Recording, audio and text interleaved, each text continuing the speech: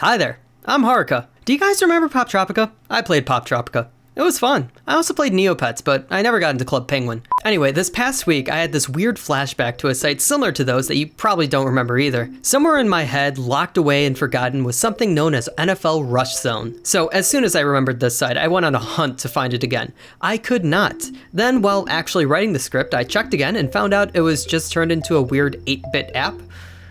Weird. Anyway, the site I remember is pretty much lost to time.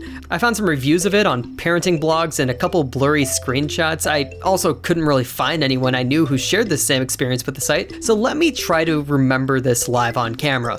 So it was a children's game site like Pop Tropica and Club Penguin, but first you had to choose your favorite NFL team. This would let you into your team's chat room, where the chat had a lot of filters on it to keep the children safe. Something I'm really uncertain on is that I vaguely remember something like Neopets, where you got to take care of and customize either your avatar or a pet avatar that was somehow related to your favorite team. And because it wasn't trashy 3D, it honestly could probably still hold up today. Anyway, the big thing about NFL Rush Zone was its arcade, which was filled with a bunch of games that I'm sure I enjoyed a lot, but I cannot for the life of me remember. It was just a bunch of forgettable flash games, you know? I played a ton of them when I was a kid, and I always loved anything involving sports. But as the memories were flooding in about the site, I remembered something else entirely: the NFL Rush Zone cartoon. This past season, the NFL had its first ever broadcast on Nickelodeon. I had chosen to watch the entire NFL season this past year, and the Bears were playing, so I felt that I kinda had to watch this anyway. But Nickelodeon pulled together the most fun broadcast in the history of football. Nate Burleson, Noah Eagle, and current Nickelodeon star Gabby Green put on a show that night. But as I'm about to explain, this wasn't the first time the NFL was on Nickelodeon. In September of 2010, Nicktoons premiered a 5.5-minute plot for a show called NFL Rush Zone. I cannot find this anywhere on the internet. Apparently it's on Amazon Prime, but honestly, I'm not going to support Amazon. From what I can remember, and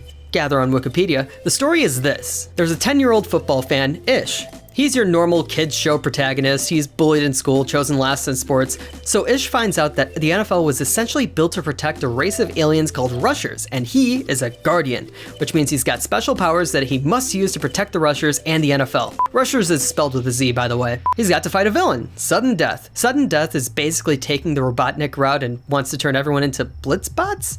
That's also spelled with Z's. To fight him, Ish meets a bunch of NFL players and coaches as he goes around the country battling the monster of the week, Blitzbot. This first season clocked in at 22 episodes, all of them 5.5 minutes, except for the last one, which was a half-hour special. So with the first season lost to the sands of time and the third season behind a paywall held by an evil corporation, what am I actually going to talk about? Well, some genius with NFL Rush actually posted all of season 2 on YouTube for free. So I spent an entire Saturday watching all 24 episodes while playing FIFA. It's icon swap season. I got Philip Lahm. Anyway, here are my thoughts on season 2 of NFL Rush Zone. Look, NFL Rush Zone is a true American kids cartoon. The animation itself is very American, weirdly mixing a cartoon-style 2D with CG robot characters. Also, the writing is pretty jarring if you haven't watched kids cartoons in a while. The writing isn't exactly good when it comes to dialogue. You've got to get yourself into the rhythm before you can actually follow along without any big problems. In terms of the characters, it's just so boring. He's the basic protagonist leader that you want the kids to project themselves onto and look up to because he does the right thing. His mom works at the Pro Football Hall of Fame because plot reasons from the first season, and his dad's in the military. So basic, so boring. On the other hand, there is one girl playing football in this show, Ash. She was in the first season as someone on the evil side. I could have told you right away when I found out she was a Pats fan. But seriously, why do all the girls I like gotta be Pats fans?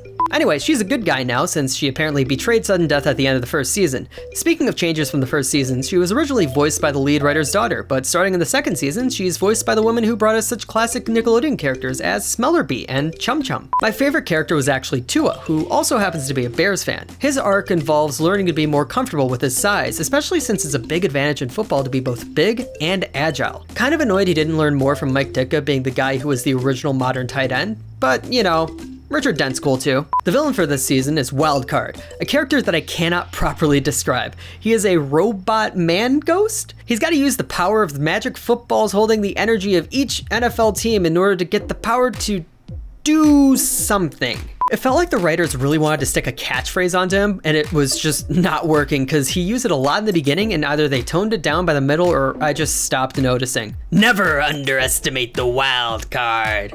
Overall, the first season seems like it was a one-man Sailor Moon type beat, while the second season is much more Power Rangers, complete with their very own Zordon. As I said, it's like a cold pool. Once you ease yourself in, it's not that bad. But then again, any show that forces you to sit through 8 episodes before you start feeling anything isn't exactly a good show in the first place. The plot takes some interesting and unexpected turns, so that's something going for this show. Not as metal as Sailor Moon, but not everyone could be Naoko Takeuchi. I have wasted your time way too long on a show that you've never watched and probably will never watch, so I guess I should give you some sort of moral to this.